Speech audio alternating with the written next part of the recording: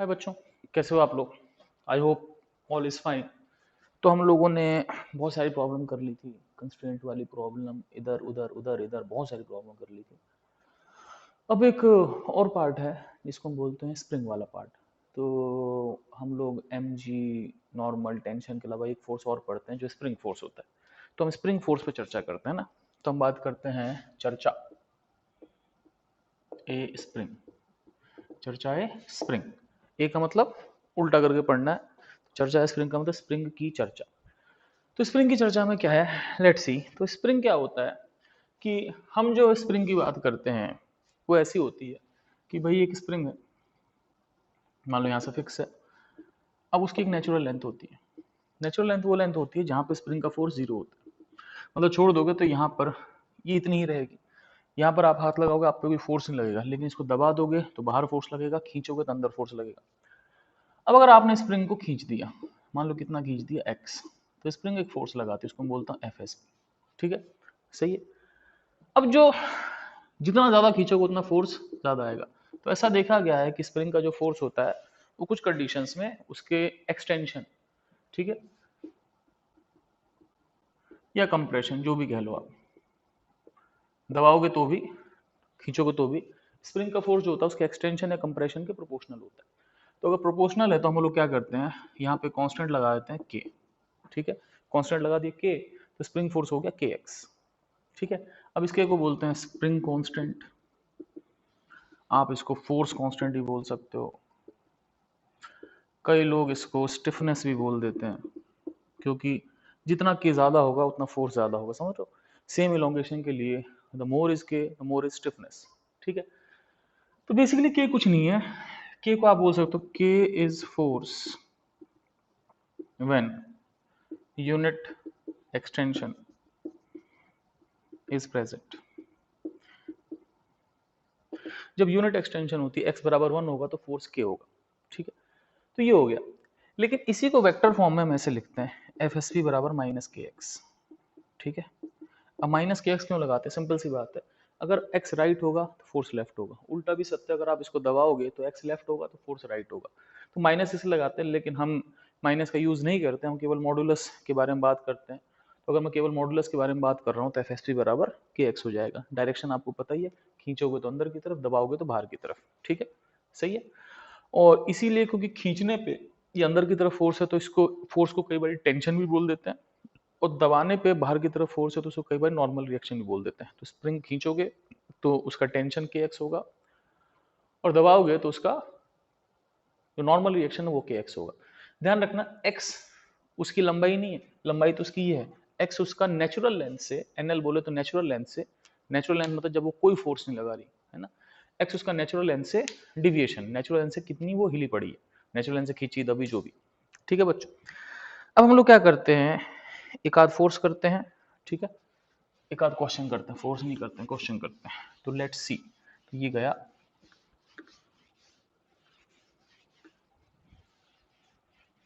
ठीक है, अब मान लो पहला क्वेश्चन ऐसा है, बहुत सिंपल सा, कि एक 2 किलो का ब्लॉक है, के जो है 1000 है। ठीक है, 2 किलो का ब्लॉक है, के 1000 है, और ये इक्विलिब्रियम में है। तो ये इक्विलिब्रियम का निशान है। पता नहीं ये निशान होता है कि नहीं, लेकिन मैं बरसों से इसी निशान को यूज कर रहा हूँ। हो सकता है निशान मैंने बनाया हो सकता है किसी और ने बनाया, लेकिन I have been using this since many years. ये इक्विलिब्रियम में है, तो होगा क्या कि एक्चुअली जैसे ही लटकाओगे तो ये थोड़ा नीचे आके एक जगह इक्विलिब्रियम में होगा, नेचुरल लेंथ पे सेट नहीं होगा, ये स्प्रिंग खींची हुई होगी।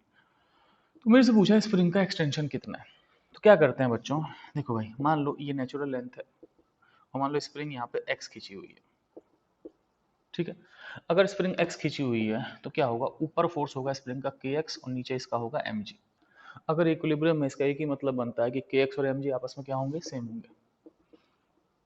एम जी कितना होगा 20, एम जी कितना होगा 20, एक्स कितना होगा 20/k, तो 20/k कितना हो गया 1000। तो ये हो गया 2/100 मीटर, और 2/100 मीटर को आप 2 सेंटीमीटर बोल सकते हो। तो इसका मतलब जब ये ब्लॉक बैलेंस्ड होगा तो उसका एक्सटेंशन 2 सेंटीमीटर होगा। ठीक है, it's simple question, I hope you can understand this question. अब आगे चलते हैं बिना किसी बकवास के, मिटा दो।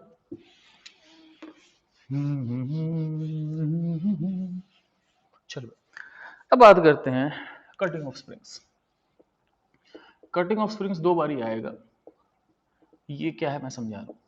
ये कटिंग ऑफ स्प्रिंग्स ऐसा है कि एक स्प्रिंग है, ठीक है ना, तो इफ इट इज कट, अगर वो कट होता है, मान लो इसकी लेंथ, जैसे मान लो इसकी लेंथ एल है, मान लो इसका कांस्टेंट के है, तो जो के डैश होगा, है ना, वो जो भी के होगा, है ना, वो बेसिकली 1/L के प्रोपोर्शनल होगा। कहने का मतलब मैं समझा रहा हूँ सिंपल। अगर आप इसकी लेंथ आधी कर दो तो के डबल हो जाएगा। तुम बोलोगे कैसे, मतलब बहुत सिंपल सी बात है कि अगर स्प्रिंग को कट करोगे तो एज लेंथ डिक्रीजेस के इंक्रीजेस। तुम बोलोगे सर कैसे, मैं बताता हूँ, सुनना। ऐसा है कि एफ बराबर के एक्स है, तो हम ये कहते हैं अगर एक्स 1 है, 1 जो भी हो, 1 metre 1 centimetre depends on unit, अगर आप मान लो 1 सेंटीमीटर बोल देते हैं, अगर एक्स 1 सेंटीमीटर है सीजीएस में तो फोर्स के है। तो बेसिकली अगर आप किसी स्प्रिंग को 1 सेंटीमीटर खींचते हो तो उसका फोर्स के है। अब समझना मेरी बात। आप क्या करो, एक बारी ये स्प्रिंग पकड़ो, ठीक है बच्चों, इसको 1 सेंटीमीटर खींचो, ठीक है। अब क्या करो, इसी स्प्रिंग को आधा काट लो, इसको 1 सेंटीमीटर खींचो। अब क्या करो, इसी स्प्रिंग को और आधा काट लो, उसको 1 सेंटीमीटर खींचो। आप खुद देखोगे इसको 1 सेंटीमीटर खींचना आसान है, तो ये कम फोर्स लगाएगा 1 सेंटीमीटर खींचने पे, ये ज्यादा लगाएगा, ये और ज्यादा लगाएगा। ट्राई करके देखना, एक स्प्रिंग को, बड़ी स्प्रिंग को 1 सेंटीमीटर खींचना, छोटी करके एक, और छोटी करके एक, ठीक है। तो आपको दिखेगा कि जैसे जैसे आप इसको छोटा कर रहे हो, है ना, जैसे जैसे लेंथ डिक्रीज हो रही है उसका फोर्स बढ़ रहा है या फिर के बढ़ रहा है। तो फोर्स और k increases with decrease in length, ठीक है। अब एक चीज देखना, रबर जो है, रबर इज हाफ स्प्रिंग। एक रबर आधी स्प्रिंग होती है, as it is spring on extension but not on compression, ठीक है। एक स्प्रिंग और रबर एक जैसी होती है। रबर जो होती है वो स्प्रिंग होती है खींचने पे, जैसे रबर को खींचोगे, है ना, तो फोर्स लगाएगी, लेकिन दबाओगे तो फोर्स नहीं लगाएगी। तो रबर खींचने में स्प्रिंग है, दबाने में स्प्रिंग नहीं है। और रबर के लिए भी सेम फॉर्मूला लगता है, रबर के लिए फॉर्मूला लगता है एफ बराबर के एक्स, बिल्कुल सेम, लेकिन केवल एक्सटेंशन पे, ऑन एक्सटेंशन ओनली। ये तभी लगेगा फॉर्मूला जब रबर को क्या करोगे, एक्सटेंड करोगे।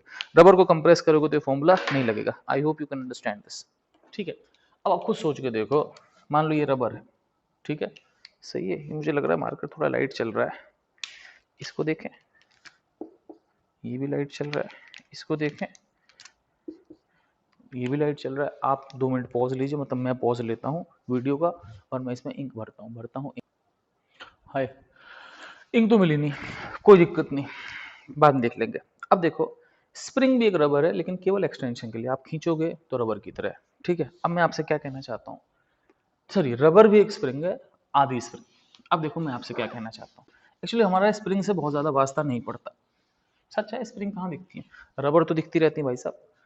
एक सिंपल रबर ले लो, जो लोग बालों में लगा लेते हैं स्त्रियां, उसको खींचो, एक फोर्स क्या होगा, के, आधा करके फिर खींचो,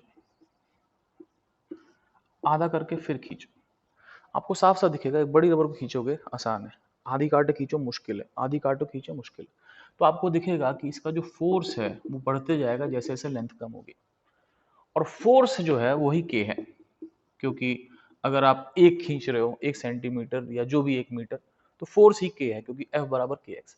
इसका मतलब सिंपल सी बात है कि के प्रोपोर्शनल टू 1/लेंथ होता है, या फिर के लेंथ के इनवर्सली प्रोपोर्शनल होता है। लेंथ घटाते जाओगे के बढ़ते जाएगा, दिस इज द थिंग, ठीक है। तो आप जितना लेंथ बढ़ाओगे उतना के कम होगा, जितना लेंथ कम करोगे के बढ़ जाएगा। तो यहाँ से ऐसा देखा गया एक्सपेरिमेंटली, है ना, आपको मैंने समझा भी दिया ऐसा होता है। तो ऐसा देखा गया कि जैसे जैसे लेंथ कम करते जाओ के बढ़ते जाएगा। जो एल है उसकी नेचुरल लेंथ है, खींची हुई लेंथ नहीं, नेचुरल लेंथ है, ठीक है बच्चों।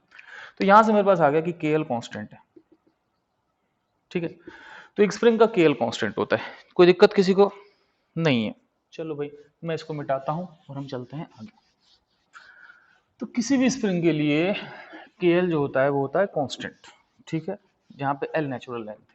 ठीक है, एक हम एग्जांपल करते हैं। जैसे कि मान लो एक स्प्रिंग है ना, उसको मैंने 1:2 में बांट दिया, काट दिया। अब स्प्रिंग जो थी वो KL थी। अब 1:2 काटने में इस हिस्से का K1 है, इस हिस्से का K2 है। हमको फाइंड करना है, फाइंड K1 एंड K2। हमको पहले हिस्से और दूसरे हिस्से दोनों का कांस्टेंट फाइंड करना है, ठीक है। अब एक ऐसी चीज पढ़ा रहा हूं जो आपको पता होनी चाहिए, how to divide in a ratio.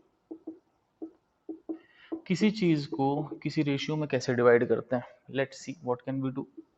जैसे मान लो मैं बोलूं डिवाइड 60 रुपीज, हे भगवान सॉरी, इन 2:3:5। तो हम एक काम करते हैं, हम एक टुकड़ा मान लेते हैं 2x, एक टुकड़ा मान लेते हैं 3x, एक टुकड़ा मानते हैं 5x। तो हमने 60 को लिख दिया 2x, 3x, 5x। इनका रेशियो 2, 3, 5 हो गया, सम 60 हो गया। ये हो गया 10x, 60 बराबर 10x, x कितना हो गया 6। अगर x 6 हो गया तो इसका मतलब पहला हिस्सा कितना होगा 2 × 6 12, दूसरा होगा 3 × 6 18, तीसरा होगा 5 × 6 30। तो आपके पास रेशियो आ गया। तो करना यही है बेसिकली कि पहले एक हिस्सा निकालना है, पहले x निकालना है। कभी भी क्वेश्चन आ जाए कि जैसे मान लो डिवाइड 40 रुपीज इंटू 2:3, करना क्या है 40 के 2 + 3 टुकड़े कर दो। कितना आ गया बच्चों 40/5 8 आ गया, ठीक है। अब बेसिकली आपने ना 2 टुकड़े किए ना 3 टुकड़े किए, आपने 2 + 3 5 टुकड़े कर दिए, एक टुकड़ा आ गया 8 का। अब पहला टुकड़ा क्या होगा बच्चों, एक टुकड़ा 8 का है, इसको 2 टुकड़े दिए और इसको कितने दे दिए 3 टुकड़े। इसको 2 टुकड़े दिए 16 हो गया, इसका 3 टुकड़े हो गए 24। तो काम खत्म, कुल मिला के आंसर आ गया 16:24। इसी को हमेशा ध्यान रखना, किसी को 2 टुकड़े करने हो, किसी के 3 टुकड़े करने हो, किसी चीज के 10 टुकड़े करने हो, आप इसी तरीके से कर सकते हो, ठीक है। तो सबको जोड़ दो, ऐसा नहीं करना चाहिए। लेकिन मान लो मैं आपको एक और क्वेश्चन देता हूं, मान लो 48 को 1:2:3 में डिवाइड करो। आप खुद करके देखो पॉज करके। अब मैं करता हूँ 48 डिवाइड बाय 1 2 3 कितना आ गया 7। पहले को एक टुकड़ा, दूसरे को 2 टुकड़ा, तीसरे को 3 टुकड़ा। तो एक टुकड़ा हो गया 7, एक टुकड़ा हो गया 14, एक टुकड़ा हो गया 21। इनका रेशियो 7 1 7, 7 2 14, 7 3 21 है। और इनका सम जो होगा 7 + 14 21, नहीं 7 + 14 कितना होगा 21, 21 22। मैंने कुछ गलती है क्या, 6 6 8 = 48। पहला होगा 8 × 1 8, दूसरा होगा 8 × 2 16, और तीसरा होगा 8 × 3 24, ठीक है। अब हो गया ये। अब इन तीनों का सम करना आप, ठीक है। इन तीनों का सम करोगे तो 8 16 24 और 24 24 48 आ गया। तो ऐसे टुकड़े करते हो आप। एक बहुत बेसिक चीज है, आपको पता भी होगी, लेकिन मैंने अपना कर्तव्य निभाया और मैंने आपको समझाया। हो सकता है मैंने कर्तव्य सही से निभाया हो सकता है कर्तव्य खराब से निभाया हो, ठीक है। जो भी हो आप इसको 2 बार देखो 3 बार देखो, बहुत सिंपल चीज है, ये चीज हमेशा काम आएगी कैसे रेशियो में डिवाइड करते हैं। अब क्वेश्चन ये है कि ये स्प्रिंग जो है 1:2 में डिवाइड करना है, ठीक है। कैसे करें भाई, तो इसकी लेंथ 1:2 में है, तो हम लोग इसकी, ये मान लो L1 है, ये मान लो L2 है, तो हमको दे रखा है कि L1:L2 1:2 है, ठीक है। अब L1 L2 आएंगे कैसे, तो ये काम करते हैं, L को 1 + 2 से डिवाइड कर दिया, L/3 आ गया। अब पहला हिस्सा कितना है 1 है, दूसरा हिस्सा 2 है, ठीक है। तो यहां से L1 कितना आ गया L/3 × 1 = L/3। L2 कितना आ गया L/3 × 2 = 2L/3। तो एक हिस्सा L/3 आ गया, हिस्सा 2L/3 हो गया। दोनों का रेशियो 1:2 है, और दोनों का सम करोगे तो L/3 + 2L/3 कितना हो जाएगा 3L/3, यानी कि L। अब क्या करें बच्चों, मुझे पता है KL कांस्टेंट होता है, तो जो पहले स्प्रिंग था उसका KL था। अब पहले का होगा K1 × L/3 और दूसरे का होगा K2 × 2L/3, सही है। पहले का L/3 लेंथ है, दूसरे की 2L/3 लेंथ है, तो KL कांस्टेंट हो गया। अब यहाँ से K1 कितना आ गया बच्चों, K1 आ गया 3K, और K2 कितना आ गया बच्चों, K2 आ गया आपके पास 3K/2, ठीक है। K1 हो गया 3K, K2 हो गया 3K/2, सिंपल सी बात। तो इस तरीके से आप स्प्रिंग को काट के उन पार्ट्स के स्प्रिंग कांस्टेंट निकाल सकते हो। I hope you are understanding this. अब हम चलते हैं आगे, सही, मिटा दो।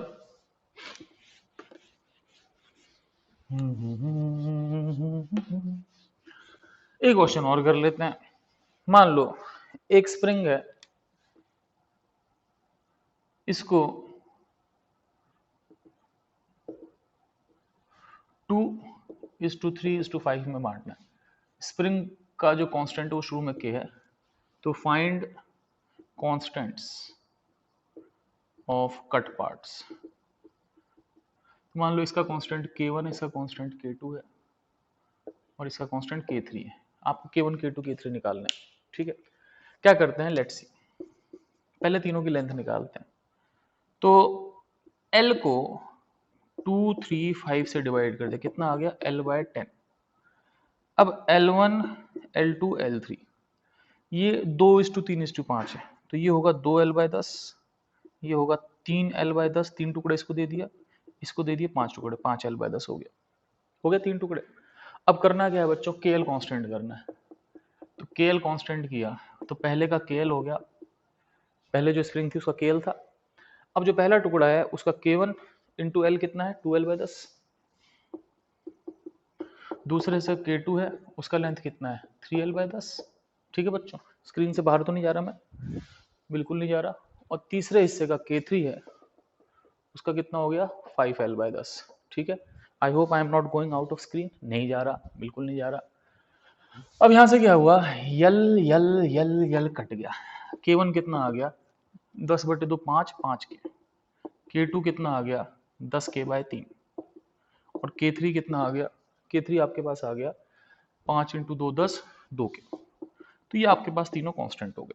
ठीक है, तो इस तरीके से अगर आप स्प्रिंग को काटते हो तो उनके कांस्टेंट निकाल सकते हो। ठीक है, तो ये स्प्रिंग की छोटी सी चर्चा होगी। अब हम एक आध प्रॉब्लम और करते हैं, एक छोटी चीज बताकर मैं इसको मिटा दूं।